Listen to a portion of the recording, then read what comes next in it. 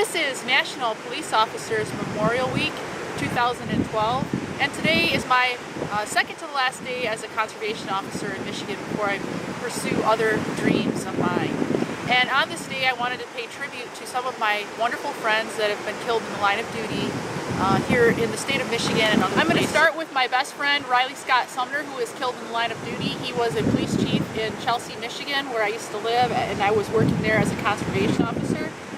He was my best friend. His date of birth was August 7th of 1962, and he passed away April 13th of 2006 in a helicopter crash while chasing a fleeing felon that had been stopped by another agency. He was killed in the line of duty along with Matt Tuttle, and I'll show you Matt Tuttle's picture here in a second. Matt Tuttle was also a friend of mine. They were killed in the same accident. And here's Matt Tuttle's picture in memory of Matt Tuttle.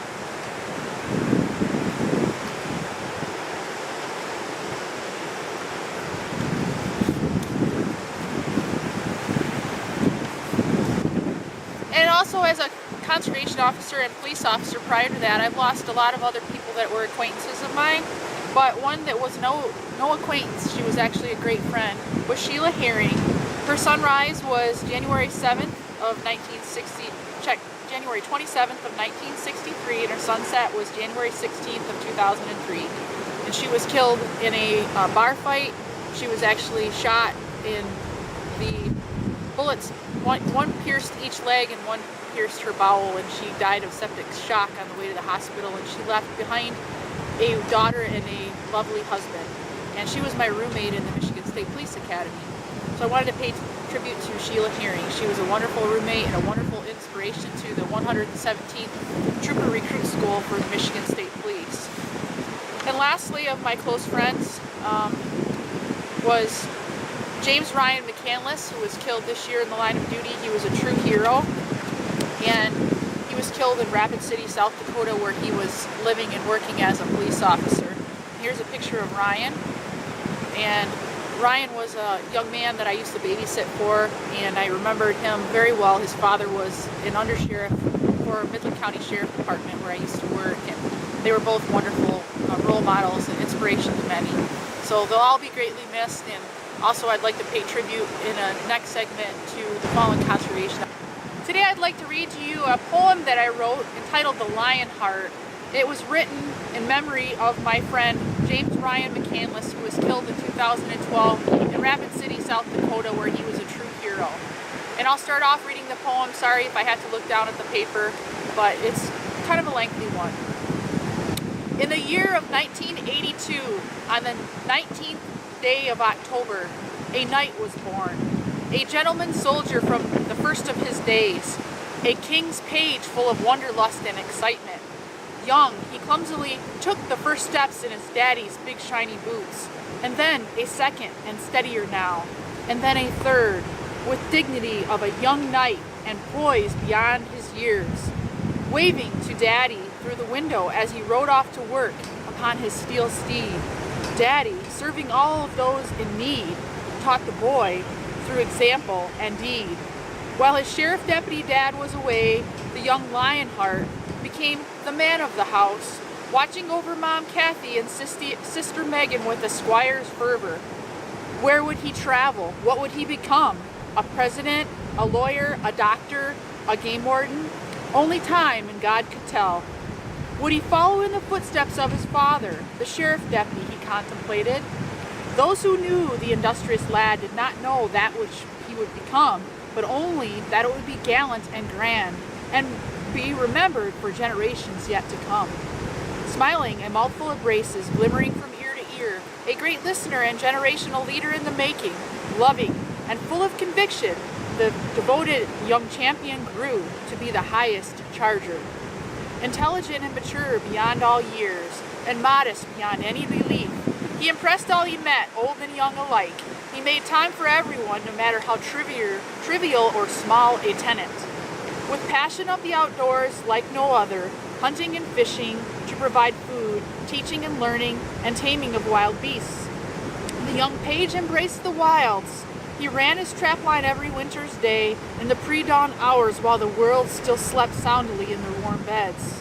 He was exploring, working, communing with God's creatures, and earning his way in the world.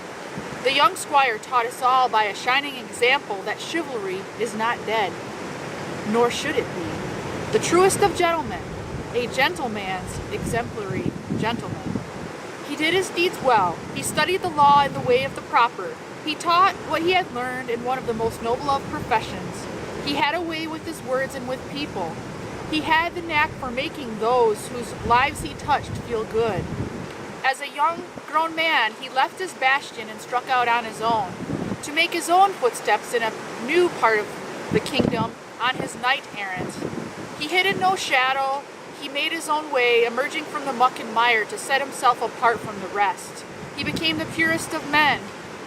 His heart turned purple as he helped those less fortunate stop their bleed. It is there he met a true lady and fell in deep love. He made plans to marry his fairest of fair maidens. Together, he and Christy worked their land and made plans. They raised some of God's creatures to enrich and renew. They loved and laughed and made plans to wed anew. His duty day came and he rode gallantly into battle on his high charger to protect and serve the people, holding close to heart the protective shield and prideful coat of arms. There he stood beside the king's other men to defend. He stood for all that was good. He was a model of an exemplary knight. When the devil waged war, he shouted the war cry to return the volley. He protected us from evil right till the end. On the darkest of days, he protected the world against the devil. The devil didn't win this battle. The heroic knight neutralized the wicked threat. With his sword tip dripping in the blood of all that is purely evil, he protected the innocent and his wounded warrior brothers lying before him. Brian, the magnificent warrior, the Lionheart, chose to go out of this great world in true warrior fashion, giving his valiant all for all that is good. He followed the river, he followed the lake, he made no trail but the one in his mind.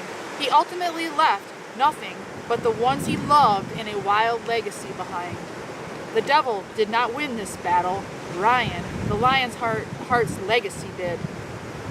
We will never forget him, for it is the less we can do to honor the ultimate sacrifice he made for us all.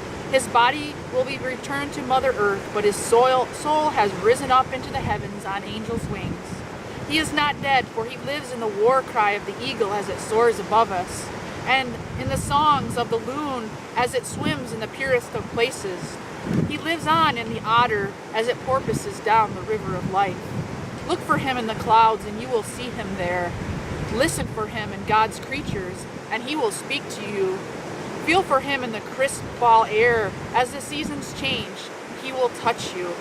Smell him in the pleasant and wildly beautiful aroma of the wild primrose. As a raindrop trickles down your face in a rainstorm, his angel's tear will touch you. In the year 2011, on the 2nd day of August, a great warrior knight, the Lionheart, heroically completed his mission here on Earth and ended his lifelong tour of duty. As is our way, today, the knights and knightesses will take a solemn oath to stand up in the place his body once stood, next to the other brave who take on the darkness of evil. And together, we too shall ride a charger into the darkness of darkest of night. Until we meet again, my warrior brother, may your wings of angel guide us until our final day. God bless you, Ryan. Uju, Lionheart, Ani, Gichi Manadu, Chia De Kwe. Goodbye, my friend.